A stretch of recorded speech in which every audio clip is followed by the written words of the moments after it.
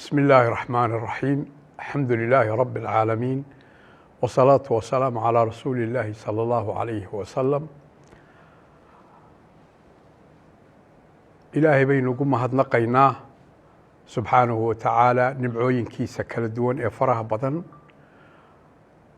waxaan caawa halkan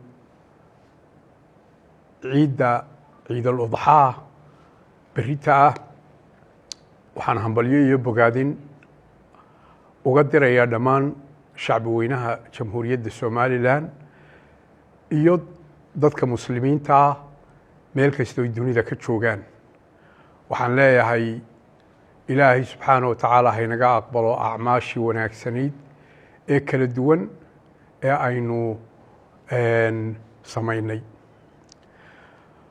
munaasabadani waa munaasabad weyn oo u baahan in aynu ku ciidno farxad, raynrayn, midnimo, niyad samaan iyo isu naxariisasho.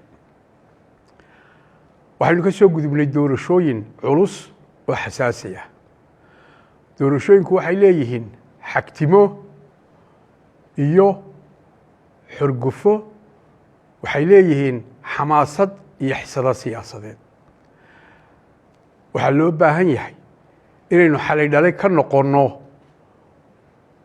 arrimaha aynu ka soo gudubnay. mar haddaynu doorashadii aynaga dhammaatay, waa inaynu xalay dhalay ka noqonnaa kala qaybsanaantii iyo wixii la midka ahaa. waxaynala gudboon inaynu adkayno midnimadeenna iyo wadajirkeenna. fariintaan halkan ka gudbinayaa waxa weeye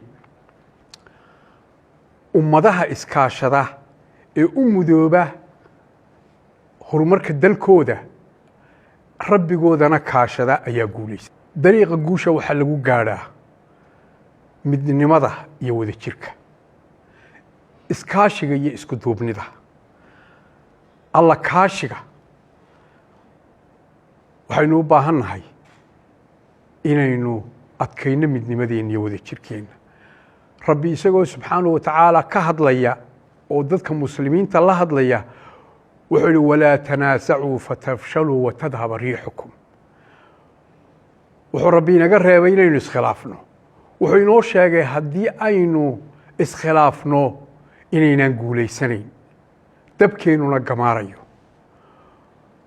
fariinta ugu culus marka hambalyada ciidka laga yimaado waxaan leenahay waa inaynu adkaynaa midnimadeenna iyo wadajirkeenna.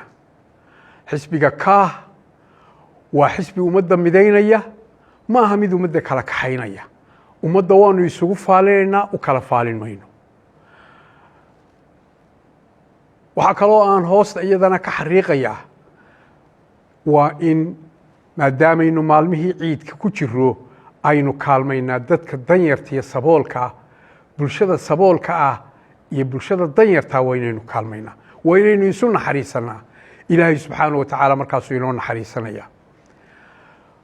waxay abuuraysaa taasi jacaylka dhexdeennay kordhinaysaa. waxaan leenahay hambalyo, waxaan leenahay ilaahay subxaanahu wa tacaala dembi dhaaf weydiisanno.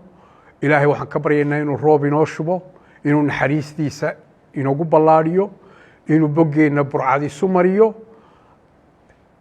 guul iyo gobonnimo. waad mahadsantihiin.